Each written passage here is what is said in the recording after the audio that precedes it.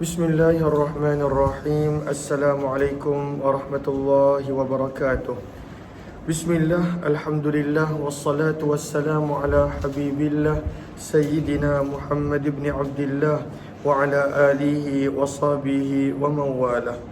Subhanaka la ilma lana illa ma 'allamtana innaka antal alimul hakim wa la hawla wa la quwwata illa billahil aliyyil azim. Allahumma rabbi syrah lana sudurana wa yassir lana umurana wahlul 'uqdatam min alsinatina yafqahu aqwalana.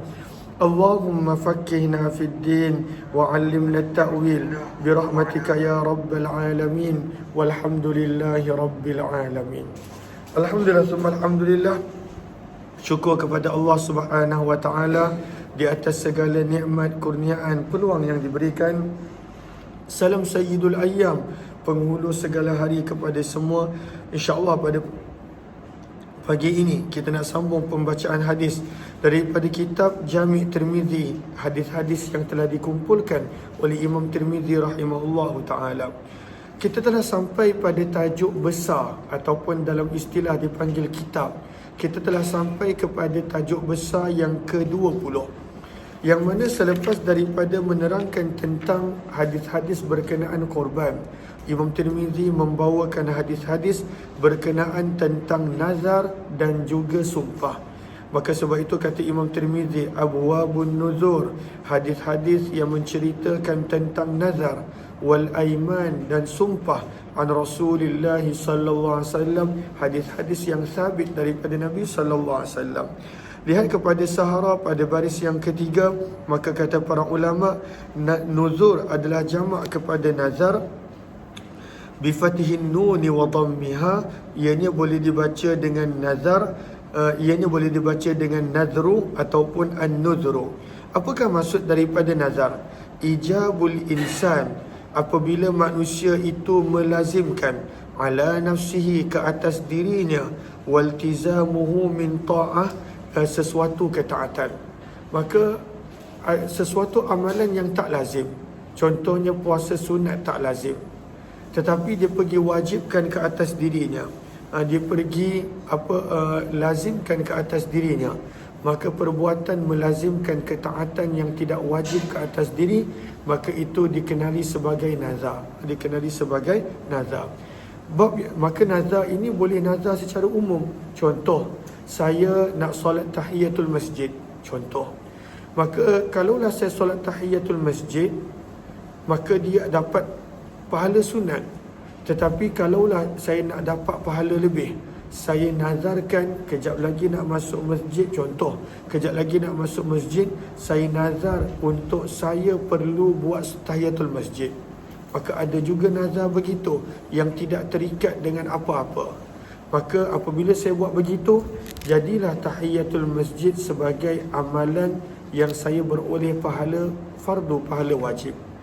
Dan ada juga nazar yang kita buat kerana kita nakkan sesuatu. Kalaulah contoh dapat jawatan ni, saya nazar nak buat macam ni. Kalaulah contoh saya dapat projek ni, maka saya akan buat amalan begini dan sebagainya. Maka ianya boleh nazar secara umum tanpa mengikat kepada sesuatu, dan boleh juga nazar secara muallak, terikat dengan sesuatu. Maka kata Imam Tirmizi, abwabun nuzur. Kemudian lihat kepada Syaikha.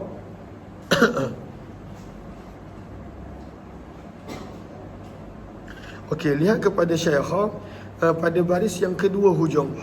Maka apa perkataan Asy-Syafi'i? Maka apa kata Imam Syafi'i? Imam Syafi'i berkata, la yan'aqidun nazru fi ma'siyah. Nazar yang dibuat untuk melakukan dosa, nazar tu tak dikira nazar. Dia tak ada kafarah, nazar tu pun tak diterima. Contohnya ada orang bernazar, aku nak pergi merompak orang ini. Dia nak nazar dah, maka nazar tersebut tak diambil kira. Maka nazar berkenaan tentang maksiat langsung tak dikira sebagai nazar. Jom kita lihat bab yang pertama, bab maja'a an Rasulullah sallallahu tertinggal sahara baris yang terakhir. Apakah pula sumpah? Maka kata para ulama, sumpah bermaksud ibaratun an aqdin qawi, gambaran daripada satu akad yang menguatkan azmul halif, keazaman orang yang bersumpah alal fi'li untuk melakukan sesuatu, awitarki ataupun meninggalkan sesuatu. Maka contoh dia nak buat sesuatu perbuatan, nanti saya buat benda ni, saya ingat saya nak pergi KL lah hari ni, maka itu nak buat. Ataupun saya ingat saya nak tinggalkanlah sarapan pagi, badan dah makin berisi, contoh nak meninggalkan, maka itu sekadar azam. Tetapi kalaulah azam itu dikuatkan dengan sumpah, contoh kita kata demi Allah hari ni nak pergi KL, contoh, maka ianya akan jadi lebih kuat. Ataupun demi Allah ingat nak kena kuruskan badan hari ni, maka ianya akan menjadi lebih kuat. Maka apakah sumpah? Maka istilah sumpah adalah ibaratun, gambaran ataupun ucapan yang menggambarkan aqdin qawi, sesuatu akad yang kuat, yang pada waktu itu menguatkan keazaman orang yang bersumpah untuk melakukan ataupun meninggalkan sesuatu. Bab yang pertama, babu maja'a, bab pada hadis yang telah datang daripada Nabi SAW, alla nazra fi ma'siyah, bahawa tidak ada nazar dalam urusan maksiat. Safi,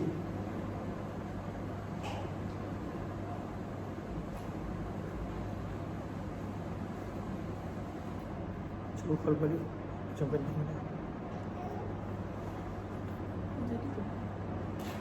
Tak, yang ni baru. Bahawa tidak ada nazar di dalam maksiat. Riwayat lalu dalam Imam Syafi'i kata nazar dalam maksiat langsung tak berlaku, seolah-olah tak ada nazar.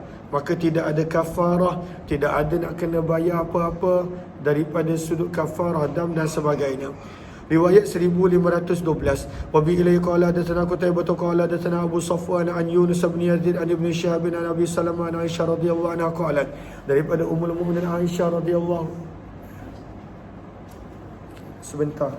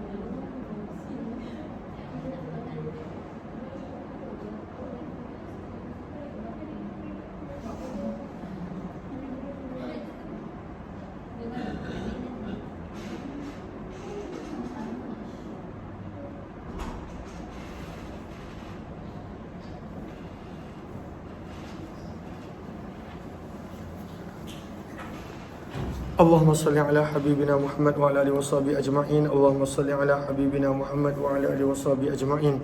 Allahumma salli ala habibina Muhammad wa ala alihi washabihi ajma'in. Minta maaf. Okey, lalu riwayat yang ke-1512. Wa bi ilahi qala hadatsana Qutaibah qala hadatsana Abu Safwan an Yunus bin Yazid an Ibn Shihab an Abi Salamah an Aisyah radhiyallahu anha qalat. Daripada Aisyah radhiyallahu anha beliau berkata, baginda Nabi sallallahu alaihi wasallam telah bersabda, la nadhra, tidak ada sebarang nazar fi maksiatin, pada urusan maksiat. Lalu kalaulah seseorang itu bernazar nak buat maksiat, maka sabda Nabi tidak ada sebarang nazar seperti itu. Sebab itu kita lihat sahara pada baris yang pertama. Allahumma salli ala sayyidina Muhammad la nadhra fi ma'siyah wa kaffaratuhu kaffaratu yamin. Maka di sini wa huwa la yasihu inda Syafi'i. Di sisi Imam Syafi'i langsung tak ada sebarang nazar, li'annahu haram, dan kerana ianya adalah perbuatan yang haram. Imam Abu Hanifah punya pandangan pula, yasihun nazar, nazar untuk maksiat adalah sahih, dikira sebagai nazar. Cuma pada waktu itu dia tak boleh dibuat, dan dia mesti digantikan dengan perkara yang lain, dengan amalan yang lain. Maka sabda Nabi SAW, tidak ada nazar pada urusan maksiat. Wa kaffaratuhu kaffaratu yamin, dan kafarahnya adalah seperti kafarah melanggar sumpah. Dan di dalam bab ini ada juga riwayat daripada Abdullah bin Umar, Jabir bin Abdullah, Imran bin Husain, dan hadis ini adalah tidak sahih kata Imam Tirmizi, kerana Az-Zuhri tidak mendengar hadis ini daripada Abu Salamah. Kata Imam Tirmizi, aku telah mendengar Muhammad bin Ismail Al-Bukhari berkata, ruya, diriwayatkan daripada lebih daripada seorang, antara mereka adalah Musa bin Uqbah, Ibnu Abi Atiq, daripada Zuhri, daripada Sulaiman bin Arqam. Lalu ini adalah nama dua perawi yang Imam Zuhri tak sebutkan. Siapakah dia? Yang pertama Sulaiman bin Arqam, dan yang kedua Yahya bin Abi Kathir. Maka sebenarnya ada dua perawi ini yang Imam Zuhri tak sebutkan pada riwayat tadi. Sulaiman bin Arqam nombor 1, Yahya bin Abi Kathir. Baru datangnya daripada Abu Salamah, daripada Aisyah, daripada Nabi SAW. Berkata Imam Bukhari, wal hadithu huwa hadha, hadis yang sebenar adalah sanad ini. Riwayat 1513. Wa bi ilaihi qala hadatsana Abu Ismail Muhammad bin Ismail bin Yusuf At-Tirmidzi qala hadatsana Ayyub bin Sulaiman ibn Bilal qala hadatsani Abu Bakr bin Abi Uwais an Sulaiman bin Bilal an Musa bin Uqbah wa Abdullah bin Abi Atiq an Az-Zuhri an Sulaiman bin Arqam an Yahya bin Abi Kathir an Abi Salamah an Aisyah radhiyallahu anha.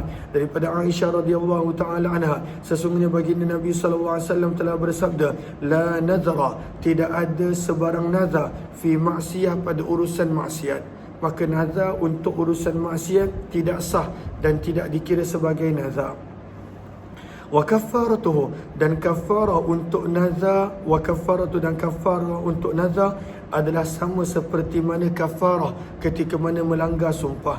Hadis ini adalah hadis yang gharib, wa huwa as-sahu, namun ianya adalah lebih sahih berbanding daripada riwayat sebelum ini, iaitu riwayat Abu Safwan daripada Yunus. Wa qala qaumun, dan telah berkata sekelompok daripada kalangan ahli ilmu, daripada kalangan sahabat Nabi SAW dan selain mereka, la nazara, tidak ada nazar pada urusan maksiat. Wa kaffaratuhu, dan kafarahnya adalah kafarah sumpah. Dan ini adalah pandangan Imam Ahmad dan Ishaq. Wahtajja, dan mereka berdua menjadikan hujah dengan dalil dengan hadis Az-Zuhri daripada Abu Salamah, daripada Aisyah, yang mana tidak ada nazar dalam urusan maksiat.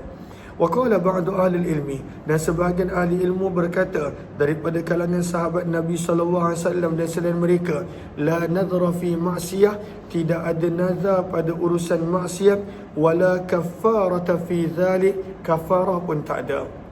Lalu maksud dalam hadis tadi, wa kaffaratu kaffaratu yamin, itu adalah secara umum.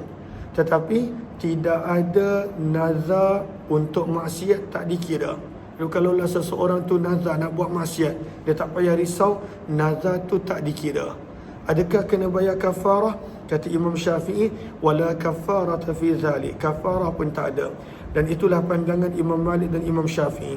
Wa bi ilaihi qala hadatsana Qutaibah bin Sa'id an Malik an Talhah bin Abdul Malik Malik al-Aili an al-Qasim bin Muhammad an Aisyah radhiyallahu anha, daripada Aisyah radhiyallahu anha, daripada Nabi sallallahu alaihi wasallam baginda bersabda, man nazara, barang siapa yang bernazar untuk mentaati Allah, falyuti'hu, maka hendaklah dia mentaati Allah. Wa man nazara an ya'si Allah, dan barang siapa yang bernazar untuk melanggar perintah Allah, fala ya'sihi, maka janganlah dia melanggar perintah Allah. Maka tidak ada nazar dalam untuk melanggar perintah Allah. Wa bi ilaihi qala hadatsana Al-Hasan bin Ali Al-Khallal qala hadatsana Abdullah bin Numair an Ubaidillah bin Umar an Talhah bin Abdul Malik Al-Aili an Al-Qasim bin Muhammad an Aisyah radhiyallahu anha an Nabi sallallahu alaihi wasallam nahwa hadza haditsun hasanun sahih. Hadis ini adalah hadis yang hasan sahih. Wa qad rawahu, dan sungguh telah meriwayatkannya Yahya bin Abi Katsir daripada Qasim bin Muhammad, dan ianya adalah pandangan sebahagian daripada ahli ilmu daripada kalangan sahabat Nabi sallallahu alaihi wasallam dan selain mereka. Dan inilah pandangan Imam Malik, Imam Syafi'i. Mereka berkata, la ya'sillah, jangan melanggar perintah Allah kerana dah bernazar. Ada orang ingat, aku dah nazar lah nak kena buat dosa, kena buat juga. Tak, tidak ada nazar dalam melakukan maksiat dan dosa. Walaysa fihi, adakah kena ada kafarah macam pandangan Imam Abu Hanifah?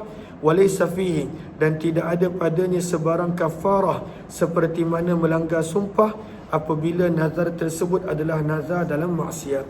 Muka surat yang seterusnya, bab yang kedua, babun la nadra fima la yamliku ibnu Adam. Bab pada hadis yang menerangkan tidak ada nazar pada perkara yang belum kita miliki. Sebagai contoh, kalaulah seseorang tu kata, kalaulah aku dapat kenderaan ni, contoh, kalaulah aku dapat kenderaan ni, aku akan sedekahkan kenderaan ni.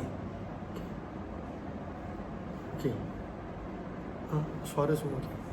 Cuba tanya dia, okey tak? Kalau tak okey, nanti kita buat lagi sekali.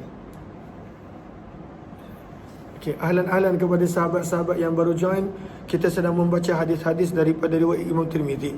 Maka kalaulah seseorang itu bernazar benda yang dia tak ada, yang mana dia kata, kalaulah aku dapat ni kereta yang belum aku ada ni, aku akan bagi, dan dia tak ada pun kereta tadi, maka di sisi Imam Syafi'i nazar tersebut tak dikira, sebab dia nak bernazar dengan benda yang dia tak ada. Dia nak sedekahkan kereta yang dia tak ada, dia nak sedekahkan duit yang dia tak ada, dia nak jadikan rumah dia sebagai rumah anak yatim contohnya, dan dia tak ada pun rumah. Maka nazar pada benda yang tidak dimiliki, maka tidak ada nazar seperti itu. Tapi Imam Abu Hanifah kata ada. Nanti katakanlah akan datang dia dapat, automatik nazar tersebut akan mengambil tempat dan terjadi. Sebab itu lihat kepada Arafah pada baris yang pertama, al-khilafu fin nazar. Khilaf pada permasalahan nazar ini sama seperti mana percanggahan pendapat yang ada sewaktu talak sebelum nikah. Kan kalaulah seseorang itu dia berniat talak wanita yang dia belum kahwin, Imam Syafi'i kata tak ada apa-apa berlaku, sebab wanita tu pun tak ada menjadi isteri dia. Tapi Imam Abu Hanifah kata talak tadi diambil kira kalaulah akan datang dia ditakdirkan kahwin dengan wanita tadi, automatik jatuh talak. Itu perbahasan yang kita telah pelajari. Maka bab yang kedua, bahawa tidak ada nazar pada benda yang kita tidak miliki. Riwayat 1515. Wa bi ilaihi qala sana Ahmad bin Mani in qala hadatsana Ishaq bin Yusuf an Hisham bin Dastawai an Yahya bin Abi Katsir an Abi Khilabah an Thabit bin Dhahha an Nabi sallallahu alaihi wasallam qala sabda Nabi, laisa 'alal 'abdi, tidak ada sebarang tuntutan ke atas hamba, nazrun, yang melakukan nazar fima la yamlik, pada benda yang dia tidak miliki, tak ada apa-apa. Dan dalam bab ini ada juga riwayat daripada Abdullah bin Amr Imran bin Husain. Hadis ini adalah hadis yang hasan sahih. Bab yang ketiga, bab pada hadis berkenaan tentang apakah kafarah nazar yang seseorang itu patut bagi apabila dia tak sebut apa-apa. Babun fi kafaratin nazar, pada apakah kafarah untuk nazar yang dia perlu bagi idza lam yusammi, apabila dia tidak menetapkan apa-apa. Lalu contohnya pada nazar ada dibuat ketetapan. yang mana dia nak apa, dia nak puasa contoh 3 hari, dia nak sedekah RM10 contoh, dia nak iktikaf dekat masjid antara maghrib dan isyak contoh, maka ada ketetapan. Tapi apa yang patut dia buat? Kalaulah ketika mana dia bernazar, dia tidak menetapkan apa-apa, dia tak menetapkan apa-apa, tak ada sebut puasa, sedekah, tolong orang, iktikaf, tak ada, maka apa yang patut dia buat? Untuk nazar yang mana tidak ditetapkan sebarang perbuatan dan amalan.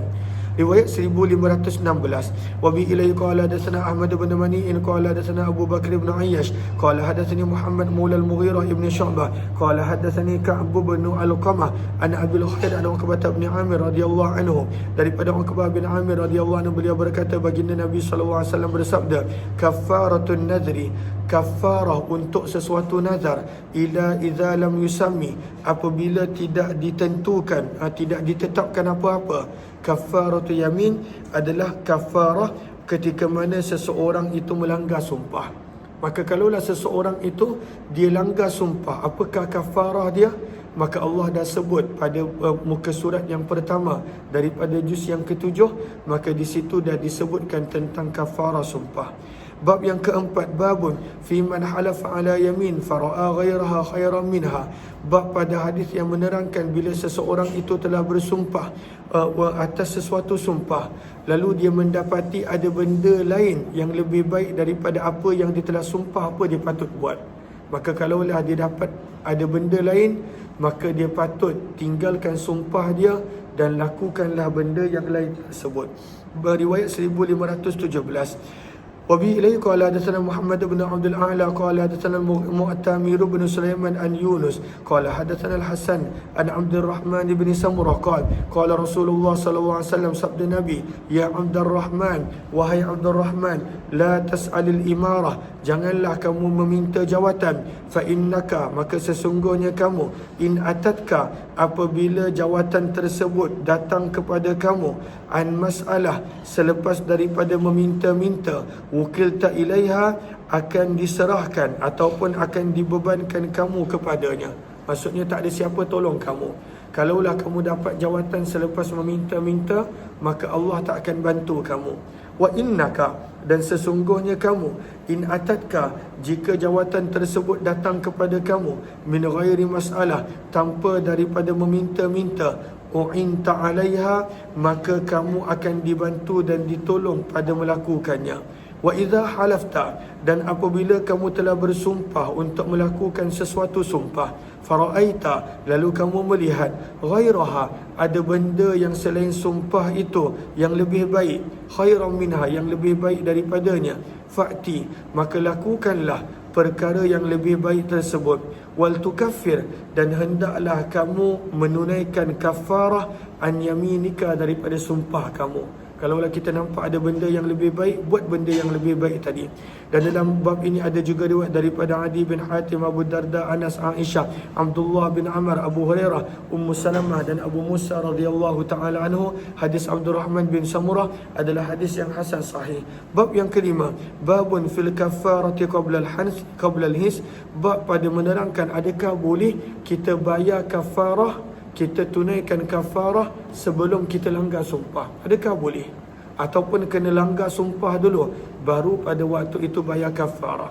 Maka lihat kepada Arafah pada baris yang kedua, at-takfir, menunaikan kafarah sebelum melanggar sumpah, jaizun inda Syafi'iyah, adalah boleh di sisi Imam Syafi'i, tidak boleh di sisi Imam Abu Hanifah. Apakah dalilnya? Riwayat 1518, wa bi ilaihi qala hadatsana Qutaibah an Malik bin Anas an Suhail bin Abi Salih an Abi Hurairah radhiyallahu anhu an Nabi sallallahu alaihi wasallam qala, sabda Nabi sallallahu alaihi wasallam, man halafa, barang siapa yang bersumpah, ala yaminin, untuk melakukan sesuatu sumpah, fara'a, lalu dia telah melihat, ghairaha, ada perkara yang lain, khairan minha, yang lebih baik daripada itu, falyukaffir, maka hendaklah dia menunaikan kafarah an yaminihi, daripada sumpahnya, wal yaf'al, dan hendaklah dia melanggar sumpahnya.